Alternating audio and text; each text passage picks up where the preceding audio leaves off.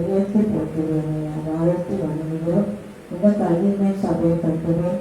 பாதாளத்தின் வாசல்கள் அதை மேற்கொள்வதில்லை என்று மத்திய பயணத்துக்கு பிரகாரமாக சபையை கொடுக்கிறோம். விடுதலை தீய சக்தி இயேசுவின் நாமத்தை நிர்மூலமாக்கும். விடுதலை ஜெயத்திற்கு இயேசு நாமத்தை கேட்கிறோம். ஜீவன் நல்ல தகப்பனே, ஆமென். சொல்றாங்க. அதனால ஆசீர்வதிக்கிறோம். நன்றி சொல்லி பாடுவே, நன்மைகள் பல செய்வதா. நன்றி சொல்லி பாடுவே, நன்மைகள் பல செய்வதா. செய்த நன்மை நினைத்து நினைத்து நன்றி சொல்லி பாடுவே. செய்த நன்மை நினைத்து நினைத்து நன்றி சொல்லி பாடுவே. பாடுவே,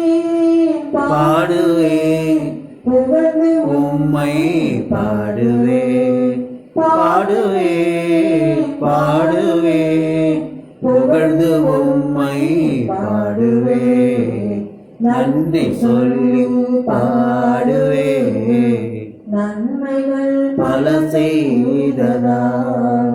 அசுத்தமெல்லாம் நீக்கி நீரே, பரிசுத்தமாய் மாற்றி நீரே. அசுத்தமெல்லாம் நீக்கி நீரே, பரிசுத்தமாய் மாற்றி நீரே. விடுதலை தந்திரே, நீதானையா. விடுதலை தந்தீரே, எபினேசர் நீதானையா. பாடுவே, பாடுவே, புகழ்ந்து உம்மை பாடுவே.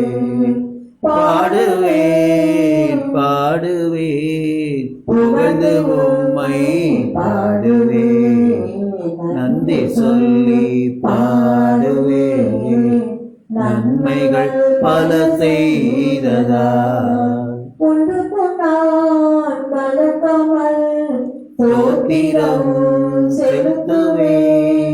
ஒன்றுக்கும் நான் கலங்காமல் ஸ்தோத்திரம் செலுத்துவே. உம்மை இழுத்து கொண்டே முடிவில்லாத ராஜ்யம் தந்தே. பேரன்பால் என்னை இழுத்து கொண்டே முடிவில்லாத ராஜ்யம் தந்தே. பாடுவே, பாடுவே, புகழ்ந்து உம்மை பாடுவே. பாடுவே, பாடுவே, புகழ்ந்து உம்மை பாடுவே. நன்றி சொல்லி பாடுவே, நன்மைகள் பல செய்ததா. முடவன் எழுந்தான், துதித்து மகிழ்ந்தான், இயேசுவின் நாமம் உயர்த்தினான். முடவன் எழுந்தான், துதித்து மகிழ்ந்தான், இயேசுவின் நாமம் உயர்த்தினான். அற்புதங்கள் அதிசயங்கள் செய்த இயேசுவை அறிக்கை செய்தார். அற்புதங்கள் அதிசயங்கள் செய்த இயேசுவை அறிக்கை செய்தார். பாடுவே, பாடுவே, புகழ்ந்து உம்மை பாடுவே. பாடுவே, பாடுவே, புகழ்ந்து உம்மை பாடுவே.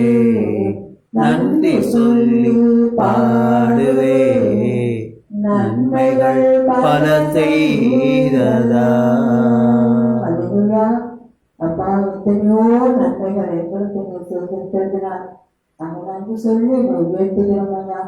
எல்லா அசுத்தத்திலிருந்து அதோட நீக்கி பரிசுத்தமான அதோடய மாற்றினீரே மக்கள் நன்றி. விடுதலை கொடுத்தது மக்கள் நன்றி அப்பா. ஒன்றுக்கும் கலங்காதபடி எல்லாவற்றையும் விட்டு சோத்திரத்தோட தேவனுக்கு திருத்தங்கள் விட்டு கற்று சொல்கிறார். அல்லேலூயா. அப்படி ஒன்றுக்கும் நாம் கவலைப்படாமல் எல்லாவற்றும் கவலைகளை துன்பங்களை துயரத்தை சோத்திரத்தோடு தேவனுக்கு தெரியப்படுத்தும் போது அவர் முடிவில்லாத ராட்சியத்தை நமக்கு அவர் கொடுக்கிறவராக இருக்கிறார். அல்லேலூயா. உலகம் எழுந்தான், துதித்து மகிழ்ந்தான், இயேசுவின் நாமத்தை உயர்த்தினான். அப்படியாக நாமும் கூட உலகனாய் கிடந்தோம். அல்லேலூயா. நம்ம எழுந்து துதித்து பாடி மகிழ்ந்து அவர் நாமத்தை உயர்த்தும்படியாக தேவன் நமக்கு திரும்பி செய்திருக்கிறார். அதுக்காக நம்ம நன்றிகள் செலுத்துவோம். அற்புதம் அதிசயங்களை செய்து ஒவ்வொரு நாளும் நம்ம நடத்தி வருகிற நம்ம ராஜாதி ராஜனுக்கு நாம் அனுதினமும் நன்றிகள் செலுத்துவோம். அல்லேலூயா. இப்பொழுது கூட நம்ம தேசத்துக்காக நாம் செபிப்போம். கொரோனாவினால அநேக பிள்ளைகள் பாதிக்கப்பட்டிருக்கிறாங்க. அதை இப்போது கூட அவர்களுக்காக நாம் செபிப்போம். அல்லேலூயா. சோத்திரம். 3வது அலை நன்றி சொல்றாங்க. அது வரவே கூடாது என்று அங்கே இருக்கிறேன் என்றே காண மாட்டான் என்று சொன்னீங்கப்பா. அப்படியாக அதோடைய எல்லா அதோட கொரோனா ஆவிகள் சுத்தரித்து கொள்கிறோம். இல்லாமலே போகட்டும். இதை கல்வாரி ரத்தத்தை தெரிக்கிறோம். பூமி முழுவதுமா தெரிக்கிறோம். ஐயா, படிக்கிற பிள்ளைங்களுக்கு நல்ல ஞானத்தை கொடுங்க. வச்சோம் பாதுகாப்பை கொடுங்க. திரும்பியே தாங்க. அநேக பிள்ளைகள் கடன் பிரச்சனைனால எத்தனை குடும்பங்கள் தற்கொலையினார். அல்லேலூயா. சோத்திர முடிவுக்கு போகிறார்கள். ராஜா அல்லேலூயா. இப்போதே நாம் கேட்போம். அல்லேலூயா. நாம் எடுத்துக்கொள்ளுங்க. ஒவ்வொரு குடும்பத்தில் இருக்கு சமாதானம் இல்லாத குடும்பங்களில் சமாதானத்தை கட்டுப்படுத்த ஆபத்தான வியாதியோடு இருக்கிறவர்களுக்கு அவருடைய வாத கூடாரத்தை அணுகாத வாதி எடுத்து போடும்படியாக சொல்லிக்கிறது. அல்லேலூயா. மன உளைச்சல்களை எடுத்து போடுகிறாங்க. ஒரு மனுஷகுமாரன் வரும் காலத்தில் அண்டவரே அப்பா சத்ருவானவன் ஆண்டவரே அப்பா இல்லாமலே போகிறது. தேவையை காணாதிருப்பாய் என்று சொன்னீங்க. கீர்த்தியும் புகழ்ச்சியுமாய் வைப்போம் என்று சொன்னீங்க. அப்படியாக ஒவ்வொரு பிள்ளையும் கீர்த்தியும் புகழ்ச்சியுமா வைக்கும்படியாக சொல்லிக்கும். அநேக சாதிகளுக்கு நீ கடன் கொடுப்பா, நீயோ கடன் வாங்க மாட்டா என்று கருத்து சொல்லுவோம். கத்திரத்தில் மன மகிழ்ச்சியா இருப்போம். மற்ற பெரிய காரியங்களை செய்ய வந்தவராக இருக்கிறார். உன் அலங்கத்துக்குள்ள சமாதானம், உன் அரண்மனைக்குள்ள சுகமும் தங்கி இருக்கும் என்று கருத்து சொல்கிறார். புதித்து பாருங்க. சந்தோஷமா இருக்கும். சுவிசேஷத்தை நாம் அறிவிப்போம். எங்கள் வருகைக்காக நாம் எதிர்நோக்கி காத்திருக்கிறோம். வார்த்தை அல்லேலூயா தியானித்து அதன்படி நடக்க எங்கள் திருவியக்காக என்று கேட்போம். தேவன் அதை செய்வார். அல்லேலூயா. அவரால் கூடாத காரியங்கள் ஒன்றும் இல்லை. தேவனால் கூடாத காரியங்கள் ஒன்றும் இல்லை என்பதை நாம் அறிந்து ஆராய்ந்து அதை செய்யும்போது அடுத்த பெரிய காரியங்களை செய்வார். இயேசுவின் நாமத்தினாலே கேட்கிறேன் நடத்தவர்களே. ஆமென். அல்லேலூயா. வார்த்தைக்காக செபிப்போம். வார்த்தை முழுவதற்கான பலர் கொடுக்கும்படியாக சொல்லிக்கொள்ளுங்க.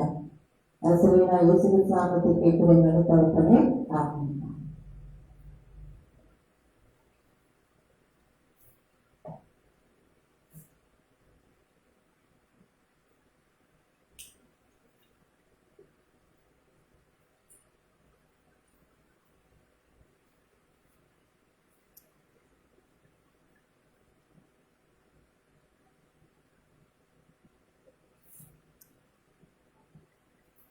ஆண்டவராகிய இயேசு கிறிஸ்துவினுடைய வார்த்தை இந்த நாளிலே நமக்கு என்ன சொல்லுகிறது? ஏன்னா தினந்தோறும் அவர் வார்த்தையின் மூலம்தான் அவர் பேசுகிறவராக இருக்கிறார். ஆண்டவராகிய இயேசு கிறிஸ்து நம்ம மூலமா நம்மகிட்ட எப்படி பேசுகிறாருன்னா வார்த்தையின் மூலம்தான். அந்த வார்த்தையை விசுவாசிக்கும் போது, அதன்படி நாம் செய்து நடக்கும்போது பரத்திலிருந்து நமக்கு ஆசீர்வாதங்கள் கடந்து வரும். அது சந்தேகமே கிடையாது. கிரியை இல்லாத விசுவாசமானது செத்தது என்று வேதம் சொல்லுது. நம்ம கலாத்தியர் 2வது அதிகாரத்தில் 4வது வசனத்தை நாம் வாசிப்போம். கிறிஸ்து இயேசுவுக்குள் நமக்கு உண்டான சுயாதீனத்தை உளவு பார்த்து நம்மை நியாயப்பிரமாணத்துக்கு அடிமைகளாக்கும் பொருட்டாக பக்க வழியாய் நுழைந்த கள்ள சகோதரர் நிமித்தம் அப்படி ஆயிற்று. பாருங்க, இங்க வசனம் சொல்லுது, கிறிஸ்து இயேசுவுக்குள் நமக்கு உண்டான சுயாதீனத்தை, அதாவது நம்ம ஆண்டவராக இயேசு கிறிஸ்துக்குள் நாம் இருக்கிறபடினால நமக்கு கிடைக்கிற ஸ்லாக்கியம் என்னன்னு கேட்டீங்கன்னா சுயாதீனம், சுதந்திரம், இயேசுவின் பிள்ளைகளாகும்படி அதிகாரம். இதை என்ன செய்து பாருங்க, பிசாசு உணவு பார்க்குறான். எந்த அளவுக்கு இவங்க ஆண்டோடத்துல கிட்டி சேர்ந்து அவரோடு கூட சஞ்சரித்துக் கொண்டிருக்கிறார்கள், தேவனுடைய பிள்ளைகளாய் இருக்கிறார்கள், கர்த்தருடைய வார்த்தைக்கு கீழ்ப்படிந்து நடக்கிறார்கள் என்பதை பிசாசு என்ன பண்ணுதான், உணவு பார்க்கும். அது இல்லையா? உணவு பார்த்துதான் உங்களுக்கு தெரியல. அதாவது நம்மளை நம்ம இருதயத்தை அது என்ன பண்ணுதுன்னா, அதாவது சோதனைக்காரர். நம்ம யாரு? சோதனைக்காரர். சோதித்து பார்ப்போம்.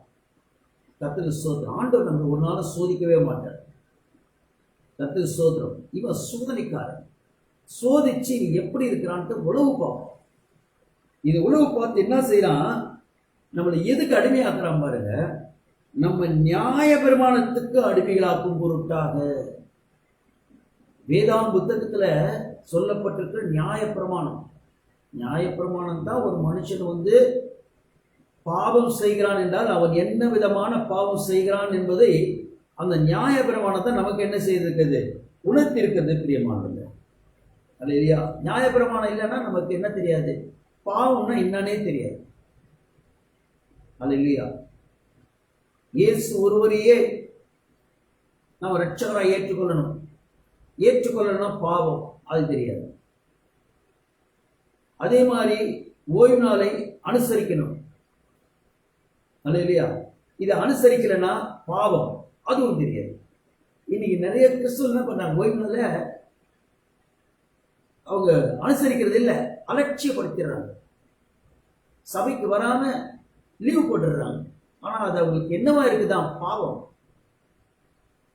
ஓய்வு நாளை அனுசரிக்க மறவாதிருப்பாயாக அப்படின்னா என்ன அர்த்தம், மறந்தினா பாவம். கர்த்தருக்கு ஸ்தோத்திரம்.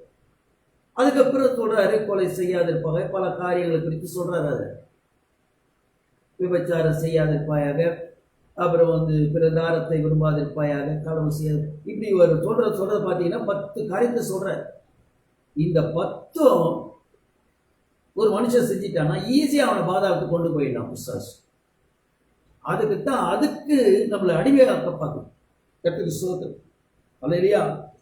அவன் பாருங்க, அடிமையாக்கக்கூடிய பக்வையாய் நுழைந்த கள்ள சகோதர நிமித்தம் அப்படி ஆயிட்டு. இதை நுழைய வைக்கிறது யாருன்னு கேட்டீங்கன்னா, யார் மூலியம்னா ஊழியக்காரர் மூலம். எந்த ஊழியக்காரர்? கள்ள சகோதரர்கள், கள்ள தீர்க்கதரிசி. அல்லேலூயா.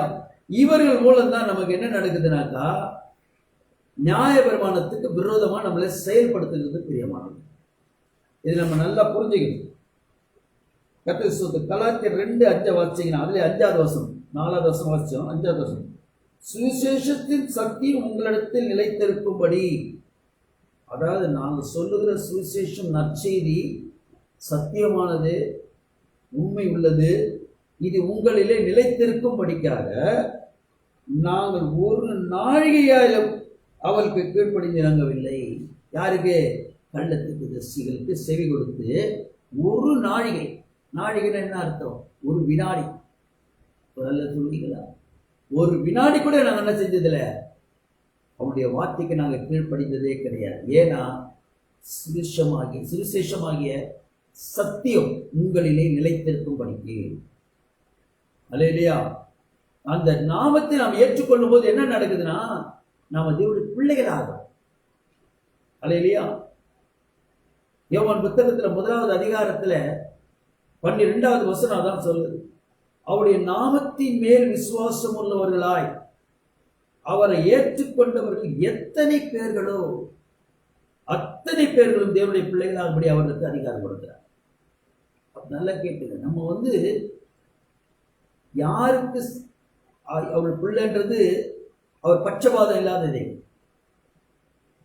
படிச்சிருக்கணும், படிக்காதவங்களுக்கும், படித்தவங்களுக்கும், அழகுள்ளவங்களுக்கும், அழகில்லாதவங்களுக்கும், ஐஸ்வர்வான்களுக்கும், தரித்திரருக்கும், பெரியவங்களுக்கு கர்த்தருக்கு ஸ்தோத்திரம், சிறியவர், பெரியோர், முதியோர், வாலிபர் பிள்ளைகள் எல்லாம், அது யாரா இருந்தாலும் சரி, அவருடைய நாமத்தின் மேல் விசுவாசம் உள்ளவர்களாய் அவர் ஏற்றுக்கொண்டவர்கள் எத்தனை பேர்களோ அத்தனை பேர்களும் சுயாதீனத்தை பெற்றுக்கொள்கிறோம். அவருடைய பிள்ளைகளாக அவருடைய அதிகாரத்தை நாம் பெற்றிருக்கிறோம். அல்லேலூயா. இந்த பிள்ளைகளாவுடைய அதிகாரத்தை எங்க நம்ம பெற்றுக்கொள்ளாமல் போகணும்? தூரமாவே அவரை வச்சு பார்க்கணும். தேவனே அப்படின்னு கூப்பிடணும், சுவாமி அப்படின்னு கூப்பிடணும், ஆண்டவரே அப்படின்னு கூப்பிடணும், கடவுளே அப்படின்னு கூப்பிடணும். யாராவது பிள்ளை போய் தன்னுடைய அப்பாவை இப்படிலாம் கூப்பிடுமா? அப்பான்னு கூப்பிடும். அப்ப நம்ம அப்பான்னு கூப்பிடுற அளவுக்கு அவ்விடத்தில் நாம் தகுதி பெற்றிருக்கபடியா இருக்கிறோமா இல்லையான்னு சோதிச்சு நம்மளை நியாய பிரமாணத்துக்கு அடிமைப்படுத்த பிசாசு பார்க்க.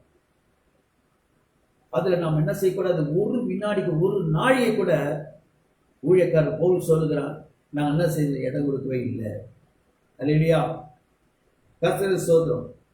அதனால விசுவாசிக்குள்ளால் உண்டான அடையாளம் வருது. அப்படி அவருடைய விசுவாசியை ஏற்றுக்கொண்டு விசுவாசத்தில் அவருடைய பிள்ளைகளாகும்படி அதிகாரத்தை கொடுத்த உடனே என்ன செய்யறாரு? என்னிலும் பெரிய காரியங்களை செய்வாய் அதிகாரத்தை வர கொடுத்துறாரு. சாத்தா மேல நமக்கு என்ன கிடைச்சிருது? அதிகாரம் கிடைச்சிருச்சு. நல்ல சொல்றீங்களா? அப்படி விசுவாசிகள் உண்டான அடையாளங்கள் அப்படின்னு சொல்லிட்டு மார்க் 16 அதிகாரத்துல நீங்க 17-18 வசனத்தை வாசிச்சு பார்த்தீங்கன்னா அங்க என்ன சொல்லப்படுதுன்னா, விசுவாசிகள் நடக்க அடையாளங்கள் அவனை என் நாமத்தினாலே விசுவாசிகளை துரத்துவார்கள். அது யாரா இருந்தாலும் சரி, சிறு குழந்தை கூட துரத்தும் அவருடைய நாமத்தை. அல்லேலூயா. குழந்தைகள் பாலகர் வாயிலை நான் பலன் உண்டு பண்ணினேன். கர்த்தருக்கு ஸ்தோத்திரம். பிள்ளைகளால் விரட்டப்படும். பிள்ளைகளை விரட்ட முடியும் பிசாச, குழந்தைங்க விரட்ட முடியும் பிசாச. அப்போ நம்ம பயப்பட தேவையில்லை. பிள்ளைங்களை பற்றியோ குழந்தைங்களை பற்றியோ பயப்பட தேவையில்லை. ஏன்னா நம்ம அந்த பிள்ளைகளுக்கு எதை கொடுக்குறோம்? வசனத்தை கொடுத்துறோம், வாசத்தை கொடுத்துறோம், நாமத்தை கொடுத்துறோம். அதற்கு நாமம் தரிக்கப்பட்டிருக்கிறது. ஆண்டவராக இயேசு கிறிஸ்துவின் நாமம் தரிக்கப்படுகிறது. வாலிப பிள்ளைகளை பற்றி கவலைப்பட தேவையில்லை. அவர் நடத்திலே போயிடுவார். வசனம், வார்த்தை. அல்லேலூயா. அதே மாதிரி பெரியோர் சிறியோர் எல்லாரையும், முதியோர் எல்லாருக்கும் வார்த்தையை கொடுத்துட்டோம்னா, வார்த்தை அவங்களுக்குள்ள வந்துச்சுன்னா அவங்க நாமத்துல, ஏசப்பா நாமத்துல பிசாசுகளை துரத்த அவங்களுக்கு வல்லமையை தந்துடுறாரு. திராணி உள்ளவங்களாம் நிறுத்துறாரு. அதனால தான் பிசாசுக்கு பயம். எங்க நம்மளை துரத்துற மாதிரி இவங்க அதிகாரம் பெற்று வந்துட போறான், இயேசுடைய பிள்ளைகளை ஆயிட போறான் அப்படின்னு ஒரு பயம். கர்த்தருக்கு ஸ்தோத்திரம். அதுக்கப்புறம் என்ன செய்து? நவமான பாஷைகளை பேசுவார்கள், அந்நிய பாஷை பேசுவார்கள், சர்வங்களை எடுப்பார்கள். சர்வங்களை எடுப்பார்கள்னா கர்த்தருக்கு ஸ்தோத்திரம். சர்வன பாம்பை கையில் எடுக்கிறது இல்லை. அல்லேலூயா. அவனுடைய தந்திரங்களை எல்லாம் நம்ம ஆள முடியும். சர்வம் வந்து என்ன பண்ணுச்சு? ஏமாத்துச்சு. ஏவாளை என்ன பண்ணி ஏமாத்தி ஆதாமையும் பாவம் செய்ய வச்சது. கர்த்தருக்கு ஸ்தோத்திரம். அதுக்கடுத்தது சாவுக்கு எதுவன் எது குடித்தால் அது உன்னை சேதப்படுத்தாது, வியாதியஸ்தரின் மேலாய் கரங்களை வைப்பது, அப்போது அவர்கள் சொஸ்தம். சிறு குழந்தை தன்னுடைய தாய் தகப்ப மேல கை வச்சு ஜெபம் பண்ணிச்சுன்னா விசுவாசத்தோடு அங்க ஒரு அற்புதம் நடக்கும். எப்படி பாருங்க, இந்த வார்த்தை, அவருடைய நாமம் வார்த்தை. அல்லேலூயா. அந்த தேவ வார்த்தை இருக்குதே, அதுக்கு அவ்வளவு வல்லமை. இந்த பைபிள்ல இருக்கிற வேத வசனங்களை அது நம்ம ஆராய்ந்து வாசிக்கணும். சும்மா வாசிக்கணும். ஏன்னா அதுல வந்து மனுஷன் பேசப்பட்டதும் இருக்குது, விசுவாசம் பேசுறதும் இருக்குது, ஆண்டவர் இயேசப்பா பேசுற வார்த்தையும் இருக்குது, வாக்குத்தத்தங்கள் எல்லாம் இருக்குது. இதெல்லாம் நம்ம ஆராய்ந்து தியானிச்சு நம்ம வாசிச்சு அறிஞ்சு கொள்ளும் போது, அதன்படி கீழ்ப்படி நடக்கும்போது கர்த்தர் பெரிய காரியங்களை செய்யும். ஆனா அந்த பிசாசு என்ன செய்ய? உளவு பார்த்து அதைத்தான் நம்மளை செய்ய விடாது. பிரியமானது, ஆண்டவர் கைத்தட்டி பாடணும், நல்லா கைத்தட்டி பாடணும். சில சபையில் என்ன சொல்லுவாங்க? கையெல்லாம் என்ன செய்ய தேவையில்லை, தட்ட தேவையில்லைன்னுவாங்க. அல்லேலூயா. அல்லேலூயா. கைத்தட்டி பாடணும், துதிக்கணும். பாருங்க, வசனம் சொல்லுது 150 சங்கீதத்துல நான் வாசிக்கிறேன். 5:6 ஓசையுள்ள கைத்தாளங்களோடு அவரை துதியுங்கள். ஓசை உள்ள கைத்தாளம், மெதுவா தட்டுறது இல்லை, நல்ல சத்தமா கைத்தட்டி தேவனை துதி, அவரை போச்சு பாடு அப்படின்ற சொல்லிட்டு அதிலே சொல்றாரு, பேரோசை உள்ள கைத்தாளோடு அவரை துதியுங்கள். பார்த்தீங்களா? சாதா ஓசை இல்லையா? முடிஞ்சா அது பக்கத்தில் மைக்க வச்சு கூட கை தட்டுன்றாரு. அது இல்லையா? ஆம்பிளிஃபையரை செட் பண்ணி, மைக்கை செட் பண்ணி மைக்கில் கை தட்டு, ஆம்பிளிஃபையர் மூலமா ஸ்பீக்கர் மூலமா சவுண்டா வரும். அப்ப அந்த அளவுக்கு கைத்தட்ட சொல்றேன். நல்ல கைத்தட்டி பாடு, உற்சவ கைத்தட்டி பாடு. ஆனா அவனு சொல்லுவாங்க கைத்தட்டி பாடாதவங்க. கைத்தட்டி பாடாதவங்களை அவர் சொல்ற வார்த்தை என்ன சொல்றதுன்னா, அடுத்த வருஷம் பார்த்தீங்கன்னா தெரியும், சுவாசமுள்ள யாவும் கர்த்தரை துதிப்பதாக. அல்லேலூயா. சுவாசம் என்னது? மூச்சு விடுற, உயிர் இருக்கிற அத்தனையும் தேவனை துதிக்கணும். எப்ப துதி நிற்கும்னா, சுவாசம் விட்டு போனாதான் துதி நிற்கணும்.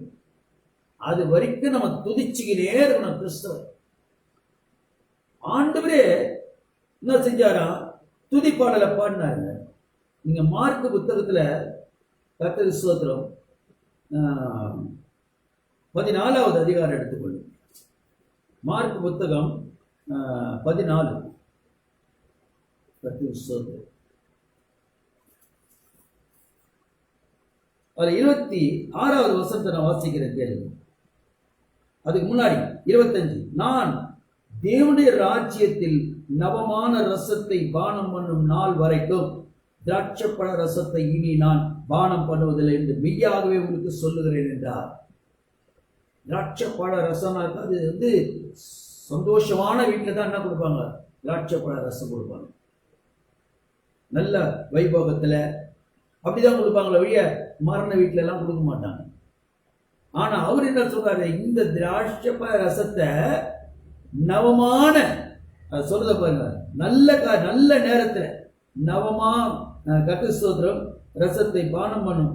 நவமான ரசத்தை, நவமான சந்தோஷமா இந்த ரசத்தை நான் குடிக்கிற வரைக்கும் இனி நான் என்ன செய்ய மாட்டேன்? இந்த ரசத்தை நான் குடிக்க மாட்டேன். தெருவது பந்தியை அவர் ஆயத்தப்படுத்திட்டு அப்புறம் சொல்ற, இதான் லாஸ்ட், இதுக்கு மேல நான் திராட்சை ரசத்தை தொடவே மாட்டேன். நீங்க எல்லாம் என் கூட பரலோகத்துக்கு வந்த பிறகு அங்க ஒரு பந்தி இருக்குது, அல்லேலூயா, அதுல தான் உங்க கூட நான் சந்தோஷமா திராட்சை ரசத்தை நான் உட்கொள்வேன்னு சொல்லிட்டு அவர் அடுத்த வசனத்துல சொல்றாரு, அவர்கள் ஸ்தோத்திர பாட்டை பாடின பின்பு ஒலிவமலைக்கு புறப்பட்டார். அப்ப இயேசுவா என்ன பண்ணியிருக்காரு? ஸ்தோத்திர பாட்டு பாடி இருக்கிறார் சிஷ்யனோட கூட சேர்ந்து. அல்லேலூயா. அப்ப துதி நமக்கு இருக்கணும். ஆனா என்ன சொல்லுவாங்க? கைத்தட்டி பாடக்கூடாது, துதிக்க கூடாது, அல்லேலூயா அப்படின்னு சொல்லுவாங்க. அதுக்கெல்லாம் நம்ம கீழ்ப்படிவே கூடாது. உபவாசம் பண்ணக்கூடாதுன்னு சொல்றாங்க. அல்லேலூயா. உபவாசம் பண்ணக்கூடாதுன்னு சொல்றாங்க. நீங்க மத்தேயு 9:15 பாத்தீங்கன்னா கர்த்தருக்கு ஸ்தோத்திரம் வசனம் இருக்குது பாருங்க. மத்தேயு புத்தகம் 9வது அதிகாரம் அதுல 15வது வசனத்தை நான் வாசிக்கிறேன் கேளுங்க. அல்லேலூயா. அதற்கு இயேசு, அதாவது முதல் வசனத்தை கேட்கிறாங்க, அப்போது யோவானுடைய சீஷர் அவரிடத்தில் வந்து இயேசுப்பா கிட்ட வந்து, நாங்களும் பரிசேயரும், நாங்களும் இவங்க சதுசேயரு பரிசேயர் அநேக தடவை உபவாசிக்கிறோமே, நாங்க நல்ல உபவாசம் பண்ணி தேவம் எல்லாம் பண்றோமே, அது ஏன் உங்களுடைய சீஷர் வந்து உபவாசிக்காமல் இருக்கிறது என்ன என்று கேட்டார். உங்க ஆள் மாத்திரம் உபவாசம் பண்ண மாட்டாங்க, நாங்களும் உபவாசிக்கிறோம். வழக்கமா உபவாசிக்கிறது கிறிஸ்துவனுடைய வழக்கம், நீ ஏன் செய்யாம இருக்கிறீங்க? உங்க ஆள் மாத்திரம் செய்ய மாட்டாங்கன்னு கேட்கிறாங்க.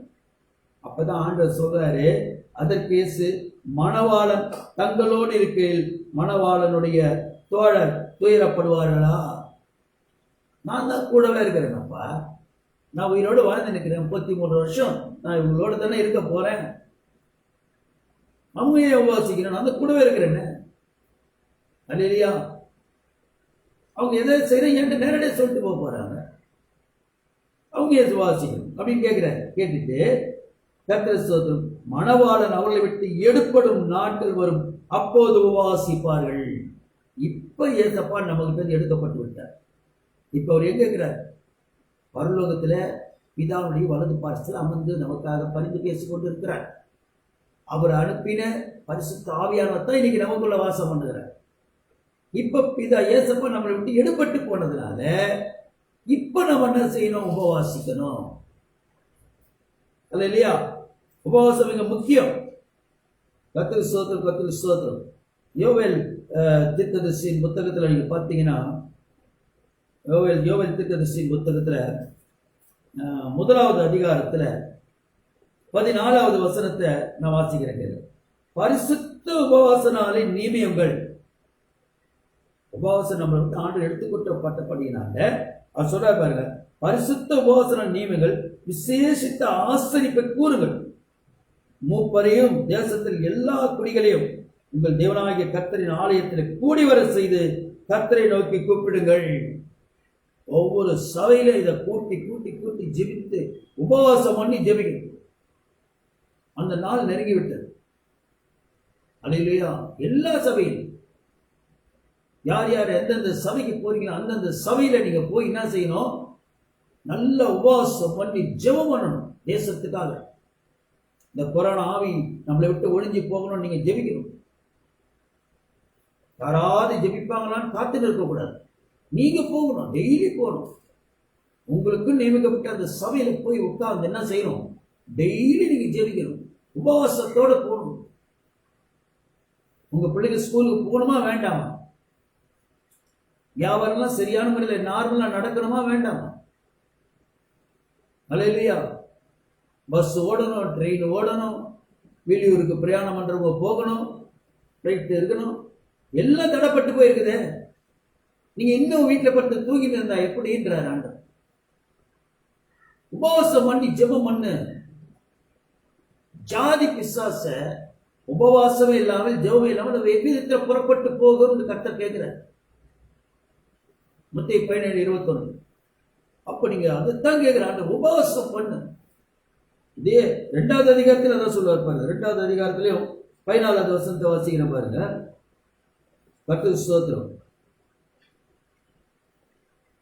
ஒருவேளை அவர் திரும்பி மனஸ்தாபப்பட்டு உங்கள் தேவனாய கர்த்தருக்கு போத பலியும் பான பலியும் செலுத்துகிறதான ஆசீர்வாதத்தை தந்தருள்வார். எப்பொழுது? நீங்க உபவாசிக்கும் போது. 15வது வசனம் சொல்லுது பாருங்க. சீயோனிலே எக்கால ஊதுங்கள், பரிசுத்த உபவாச நாளை நியமங்கள், விசேஷித்த ஆசரிப்பை கூறுங்கள். ஒவ்வொரு பாஸ்டரும் என்ன செய்யணும்னா அவங்க சபை விசுவாசிகளை இப்ப கூட்டி சேர்க்க முடியலனாலும் கூட ஆன்லைன்ல நீங்க நடத்தும் போது அவங்க வீட்டுல உட்கார்ந்து உபவாசத்தோட கூட அவங்க ஜெபிக்கணும். இன்னைக்கு செவ்வாய்க்கிழமை உபவாச ஜெபம் சொன்னாக்கா அந்த நாள்ல அவங்க வீட்டுல வந்து உபவாசத்தை ஜெபிக்கணும். இன்னைக்கு சபைக்கு போக முடியலன்னு சொல்லிட்டு கரெக்டா காலைல 10 மணிக்கெல்லாம் சாப்பிடக்கூடாது, 9 மணிக்கெல்லாம். நீங்க ஜெபிக்கிறது ஆண்டவர் பார்க்கிறார். நம்ம என்ன பாஸ்டர்ஸ்க்காகவும் பாஸ்டர்மாவுக்காகவும் ஜெபம் பண்றோம் இல்லையே. நம்ம ஜெபிக்கிறதுனால தேசம் ஆஸ்வதிக்கப்படும். தேசம் ஆஸ்வதிக்கப்படும், நீங்க நல்லா இருக்க. அல்லேலூயா. கர்த்தருக்கு ஸ்தோத்திரம். அப்போ நல்ல ராஜா இருக்கணும், நாட்டை ஆளுகிற நல்ல ராஜா இருக்கணும், நல்ல சந்தோஷமா இருக்கிற மக்கள்னாக்கா நீங்க ஜெபம் பண்ணாதான் அது நடக்கும். ஜெபம் பண்ணா வீட்டுல வச்சுங்க இருந்தா முடியாது, விசுவாசம் விட மாட்டான். அதுதான் கள்ளத்தீர்க்கதரிசிக்கு சொல்றாங்க, நீங்க உபவாசம் பண்ணாத. கர்த்தருக்கு ஸ்தோத்திரம். அல்லேலூயா. வேதம் அதான் சொல்லுது, நீ உபவாசம் பண்ணாத, கை தட்டி பாடாத, துதிக்காத. கர்த்தருக்கு ஸ்தோத்திரம். ஜெபம் பண்ணாதன்னு கூட சொல்லுது. ஜெபம் தான் மிக முக்கியம். ஆண்டவர்கிட்ட பேசுறதாங்க ஜெபம். பேசுறதுல என்ன டைம் வேற, அப்பாயின்மெண்ட் வேற கொடுக்குமா டைம்? அல்லேலூயா. பேசிக்கினே இருக்கலாம், ஒவ்வொரு நேரத்துல பேசலாம். வேலை செய்யும் போது கூட பேசிக்கினே வேலை செய்யலாம். செய்ய முடியாது. எத்தனையோ விதத்துல பேங்க்ல பணம் கலெக்ஷன் பண்ற இடத்துல அல்லேலூயா பில் கலெக்டர் அவன் கொஞ்சம் அப்படி மிஸ் பண்ணி ஏதோ ஒரு பட்டன் அப்படி அழிச்சிட்டானா, நம்பர் அழிச்சிட்டானா முடிஞ்சு போச்சு, பணம் எவ்வளோ ஷார்ட் ஆகிடும். அவன் இந்த கையில் அப்படி வச்சுக்கின்னு ஃபோன் பண்ணிக்கினே வேலை செய்கிறான். நான் யோசிப்பேன், இப்போ ஃபோனும் பண்ணிக்கிறான், அங்கேயும் பதில் சொல்லிக்கிறான், இங்கே தட்டும்போது யாரும் ஒன்று மிஸ் பண்ணி 1க்கு 2 தட்டானா முடிஞ்சு போச்சு. அவனுக்கு எவ்வளோ பணம் ஷார்ட் ஆகும் பாருங்க. அந்த அளவுக்குலாம் இருக்கிறாங்க இன்னைக்கு மனுஷன். கர்த்தருக்கு ஸ்தோத்திரம். அந்த மாதிரி ஆண்டவர்கிட்ட பேசிக்கிட்டே கூட நீங்க என்ன செய்யலாம், வேலை செய்ய முடியும். செய்ய வைப்பார். எப்போ தெரியுமா? அது மேல் நாட்டை இருக்கு. அவங்க பேசுற ஆள் யாரு? முக்கியமான ஆளா இருக்கும். பேசிக்கினே வேலை செய்யும். அவ்வளோ பிரியம் அவங்க மேல. ஒரு நாள் கட் பண்ணுப்பா, அது வர நான் டியூட்டியில் இருக்கிறேன், நான் லஞ்ச் டைமில் உனக்கு ஃபோன் பண்ணுறேன்னு சொல்ல மாட்டேறாங்க. கார் ஓட்டும் போது காரில் வச்சுக்கினே காரை ஓட்டுக்கிறாங்க. என்னன்னா அவ்வளோ ஆசை, அந்த அந்த பேசுகிற ஆளுகிட்ட அவ்வளோ ஆசை. நான் ட்ரைவ் பண்ணுகிறேன் வச்சுட்டு அப்புறம் பேசுகிறேன்னு சொல்ல மாட்டேறாங்க. அவன் நம்பிக்கையாக அது பேசஞ்செல்லாம் ஒரு உட்காந்துட்டு இருப்பாங்க. என்னன்னா அவ்வளோ பிரியம். அந்த ஆள் பேசுறேன், இது வண்டி ஓட்டுறதை விட அவன் உயிரை விட அது மேல பிரியும், அவனை சேர்த்து அடிபட போறான். அந்த மாதிரிலாம் இருக்கிறாங்கன்னா கர்த்தர்கிட்ட பேசுறதுக்கு நம்ம பிரியம் வச்சுட்டோம்னாக்கா எந்த நேரத்துல ஜெபம் பண்ண முடியும். ஜெபிக்கிறதுக்குலாம் என்ன வராது, சோம்பேறித்தனம் வரவே வராது. ஏசப்பா கிட்ட பேசுறதுக்கு நமக்கு டயர்ட்னஸே வராது. ரெண்டாவது, ஜெபிக்கிறது எதனாலன்னு கேட்டீங்கன்னாக்கா, நீங்க மார்க் புத்தகம் 14வது அதிகாரத்தை எடுங்க. அல்லேலூயா. மார்க் 14வது அதிகாரத்தில் ஆண்டவங்களோட கூட பேசி கொண்டிருக்கிறார். அதுல 38வது வசனம் என்ன சொல்லுது பாருங்க. அல்லேலூயா. அதாவது 37, பின்பு அவர் வந்து அவர்கள் நித்திரை பண்ணுகிறதை கண்டு பேதுருவை நோக்கி, சீமோனே, நித்திரை பண்ணுகிறாயா? 1 மணி நேரம் நீ விழித்திருக்க கூடாதா? 1 மணி நேரம். அடுத்த கொஞ்ச நேரத்துல எனக்கு என்ன பாடு வரப்போகுது எனக்கு தெரியும், நான் போய் அதுக்காக ஜெபிக்க போறேன், நீங்களும் உட்கார்ந்து ஜெபம் பண்ணுங்க அப்படின்னு சொல்லிட்டு போற பட்டு தூங்கினுக்கிறான். அப்பதான் கேட்க, 1 மணி நேரம் அது விழித்திருந்து ஜெபிக்க கூடாது சொல்லிட்டு, எதுக்கு நான் உன்னை ஜெபிக்க சொல்றேன்னா, நீ ஜெபிக்கிறதா எனக்கு ஒன்றும் நன்மை நடந்துட போதில்லை. சொல்றாரு பாருங்க, நீங்கள் சோதனைக்கு உட்படாதபடிக்கு விழித்திருந்து ஜெபம் பண்ணுங்கள், ஆவி உற்சாகம் உள்ளது தான், மாம்சமும் பலவீனம் உள்ளது. உன் நன்மைக்கு தான் சொல்றேன், ஜெபம் பண்ணுங்க. என்னை காப்பாத்திக்கிறதுக்கு நான் சொன்னா தூதர்கள் மேல இருந்து வருவாங்க, இதான் அனுப்பி வைப்பார். உன்னை நீ காப்பாத்திக்கிறதுக்கு ஜெபம் பண்ணு. அல்லேலூயா. ஆனா இன்னைக்கு என்ன செய்யறாங்க, ஜெபத்துக்கு வரவே மாட்டாங்க, வீட்லயும் ஜெபிக்க மாட்டாங்க. ஊரடங்கு சட்டம் இல்லாத நேரத்தில் மட்டும் ஜெபத்துக்கு வந்துட்டாங்களா என்ன? இல்லையே. இப்ப சொல்றாங்க நான் ஊரடங்கு போட்டாச்சு, சபைக்கு போக முடியல. சரி, ஊரடங்கு இல்லாத நேரத்துல தான் சபைக்கு வர மாட்டாங்க. என் வீட்டுல ஜெபம் பண்ணு. உபவாச நாள் தெரியுது, எத்தனை மணிக்கு சபைக்கு போகணும்னு தெரியுது, அந்த மணி நேரத்தில் வச்சுக்க, மீதி கடை வேலையெல்லாம் முடிச்சுட்டு கரெக்டா ஒரு 10-11 மணிக்கு உட்காந்துரு. உட்காந்து அதுக்குன்னு ஒரு மணி நேரம் செலவு பண்ணு. உட்காந்து ஆண்டவர்கிட்ட விண்ணப்பம் பண்ணு, தேசத்துக்காக, சபைக்காக, உன் குடும்பத்துக்காக ஜெபம் பண்ணு. பாஸ்டிங்கோட ஜெபம் பண்ணுன்ற, அப்புறம் உட்காந்து சாப்பிட. இன்னைக்கு டாக்டர்ஸ் என்ன சொல்றாங்க, கொஞ்சமா சாப்பிடுன்றாங்க. மனுஷன் 4 வரைக்கும் 5 வரைக்கும் சாப்பிட்றதே தப்புன்றாங்க டாக்டர்ஸ். இல்லையா? அப்போ கொஞ்சமா சாப்பிடுன்றாங்க. ஏன் கொஞ்சமா சாப்பிட்டு பட்டிக்கிற? பசி இருக்கும்போது கொஞ்சமா சாப்பிட்டா எப்படி இருக்கும்? வயிறு கவனமானும். ஏன் அப்படி இருக்கிற? பாஸ்டிங் இருக்குது, பாஸ்டிங் முடிச்சுட்டு நல்லா சாப்பிடு. இல்லையா? அந்த பாஸ்டிங் போது ஜெபிக்கும் போது உனக்கு பெரிய நன்மைகள் உண்டா, நீ பாதுகாக்கப்படுவ. இதே செய்யாதன்னு ஜெபம் பண்ணாது. ஜெபம்னா தேவையில்லை, அவர்கள் எல்லாம் தெரியும். நீ வேண்டிக் கொள்வதற்கு முன்பாகவே உன் தேவைகள் அனைத்து ஆண்டவர் அறிந்திருக்கிறார்னு. இது பிசாசு பண்ற வேலை. அப்பதானே ஜெபிக்காம இருப்பாங்க ஆண்டவர்கிட்ட. இவங்க என்ன செய்யலாம், 20 மணி டிவியில போட்டு உட்கார வைக்கலாமே, டிவியில தேவையில்லாத காட்சியெல்லாம் பார்த்து உட்கார்ந்து இருக்கலாமே. இன்னைக்கு உலகமே அதில் தானே ஓடுது. பாட்டே பாடுறேன், மன்மத லீலையை வென்றால் உண்டோன்னு. உலகம் மன்மத லீலை ஆகுது. இன்னைக்கு மன்மத லீலை பண்ற மாதிரி ஆகுது. அது இல்லையா? கல்யாணமே பண்ணிக்க முடியல, 4 பேர் 5 பேர் வச்சு கல்யாணம் பண்ண வேண்டியது ஆகுது. அது இல்லையா?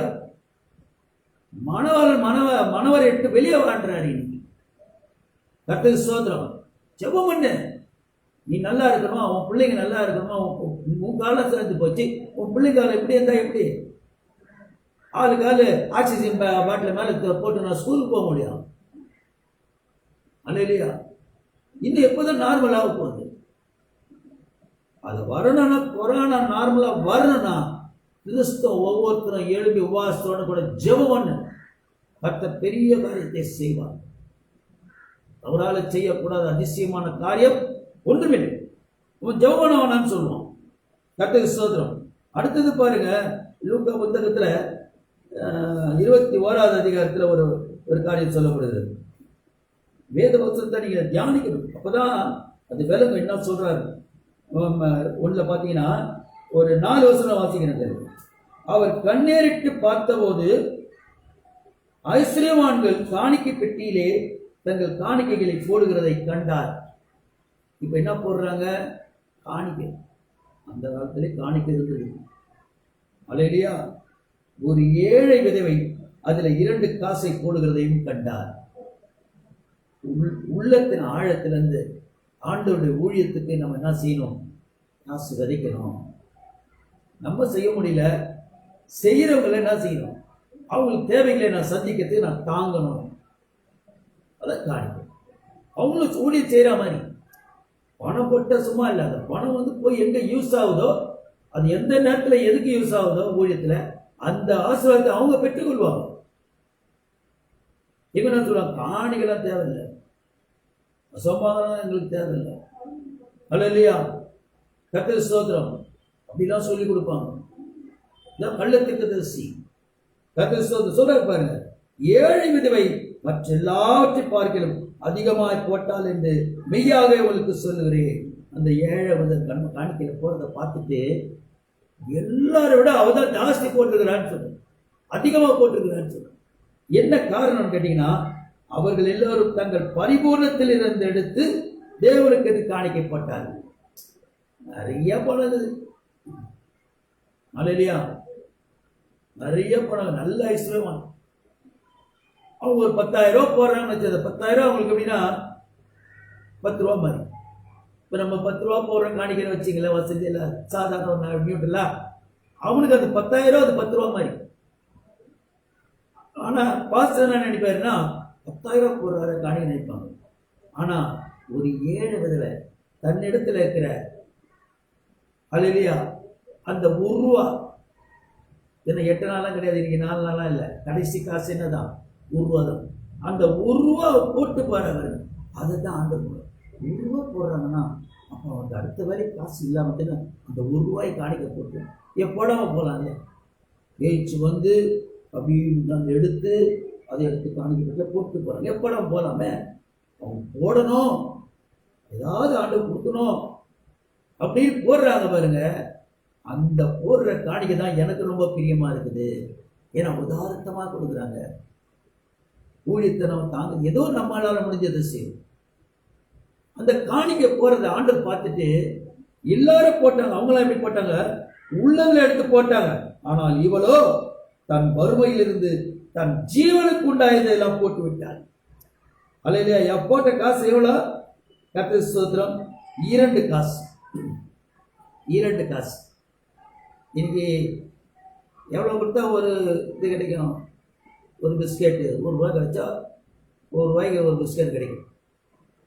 எத்தனை நாய்க்கெல்லாம் பிஸ்கெட் இருக்குதா தெரியல, அல்ல இல்லையா, கர்த்தருக்கு ஸ்தோத்திரம். அப்போது நல்லா கேட்டுங்க, என்ன காசே கிடையாது, இப்போ சில்லறையே இல்லை. 1 ரூபா கொடுத்தா கூட அப்படி வேணா 2 பிஸ்கெட் கொடுக்கலாம் ஒரு வேலை. அப்போது அது எவ்வளோ சின்ன பிஸ்கெட்டாக, அந்த மாதிரி 2 காசு தான் வச்சுருந்துக்கிறான். அதை கூட அந்த பசி ஆறாம அதை எடுத்து காணிக்கை வீட்டில் போட்டு போற என்னை விட அவ பசியோட பேசா தெரியும். நம்ம என்ன செய்யறோம், மொத்தமா வச்சிருந்தா கூட உபவாசம் பண்ணுறது கூட யோசிக்கிறோம் இல்லையா. அவ பாருங்க, பட்டி இருந்தாலும் ஆண்டவர் ஊழியம் செய்யணும் அப்படின்ற எண்ணம். அவர் ஆண்டவர் விட்டுருப்பாரா பட்னியா, அல்ல இல்லையா. கொடுங்கள் அப்பொழுது கொடுக்கப்படும் என்று கர்த்தர் சொல்லு. லூக்கா 6:38 அந்த வசனம் இருக்குங்க. லூக்கா 6வது அதிகாரத்துல நீங்க 38வது வசனத்தை வாசிச்சு பார்த்தீங்கன்னா இந்த வசனம் இருக்கு. அல்லேலூயா. கொடுங்கள் அப்போது உங்களுக்கு கொடுக்கப்படும், அமைக்கு குலுக்கி சரிந்து விழும்படி நன்றாய் அளந்து உங்கள் மடியிலே போடுவார்கள். நீங்கள் எந்த அளவினால் அளக்கிறீர்களோ அந்த அளவினால் உங்களுக்கு அளக்கப்படும். அல்லேலூயா. ஸ்தோத்திரம் ஸ்தோத்திரம் ஸ்தோத்திரம். அதுக்கு அடுத்தது அவர் சொல்றது, அது மேல பாருங்க, கர்த்தருக்கு ஸ்தோத்திரம். எந்த அளவினால் அழைக்கிற அந்த அளவினால் உங்களுக்கு அளக்கப்படும். நீ எந்த அளவுக்கு ஆண்டவருக்கு விதைக்கணும், நிலத்தில் விதைக்கணும் அப்படின்னு நினைக்கிறியோ அந்த விதையினுடைய அறுவடையை நீ அறுப்பாய். அடையிலையா. ஆண்டுடைய ஊழியத்துக்கு கொடுங்கள், எவ்வளவு தொழில் அதிகமாக கொடுக்குறியோ அந்த அளவுக்கு நீ உனக்கு ஆண்டவர் ஆசீர்வாதத்தை கட்டிடுவார். இது வசனம். ஆனா என்ன செய்யாது பிசாசு, கொடுக்க விடாது பெயர்மானம். அல்லேலூயா. கடைசியா ஒரு வசனத்தை பார்ப்போம், இதுதான் மிக முக்கியமானது. மார்க் புத்தகம். ஏன் இதெல்லாம் நீங்க சொல்றீங்கன்னு கேட்குறீங்களே. மார்க் புத்தகம் 13வது அதிகாரத்துல 36, 37 சொல்லுது, நீங்கள் நினையாத வேளையிலே அவர் வந்து, ஆண்டு வருகை மிக சமீபமா இருக்கிறபடினால உங்களை தூங்குவர்களாக கண்டுபிடியாதபடிக்கு விழித்திருங்க. இதெல்லாம் தூங்காம இருக்கிறதுக்கு ஒரு காரியம். விழித்திருங்கன்னா என்னன்னா, ஜாக்கிரதையா இருங்க. அல்லேலூயா. எல்லா கருத்திலும் ஜாக்கிரதையா இருக்கின்றார். நல்லா கைத்தட்டி பாடு, ஆண்டவர் நல்லா துதிச்சு பாடு, நல்லா உபவாசம் பண்ணி ஜெபம் பண்ணு. அல்லேலூயா. கொடு, ஆண்டவருக்கு கொடு, இதெல்லாம் செய். அப்பதான் ஆண்டவர் என்ன செய்வாரு? அவர் வருகிற நேரத்தில் எந்த நேரத்தில் வருவார் தெரியாதே.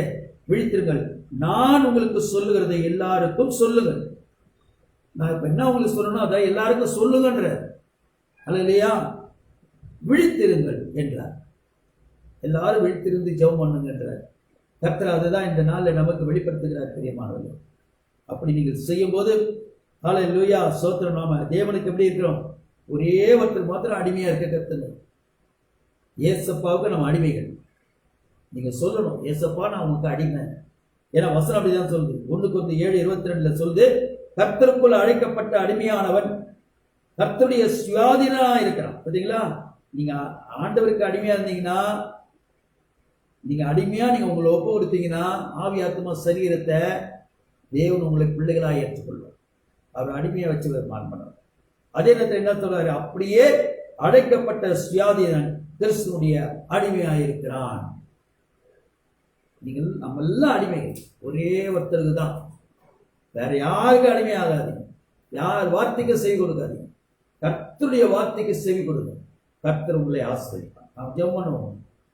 அன்பும் மகா பரிசுத்தம் நிறைந்த எங்கள் நல்ல பரலோக பிதாவே, உண்மை நன்றியோடு கூட நாங்கள் ஸ்தோத்திரிக்கிறோம். நல்ல சத்தியத்தை அறிந்திருக்கிறோம்.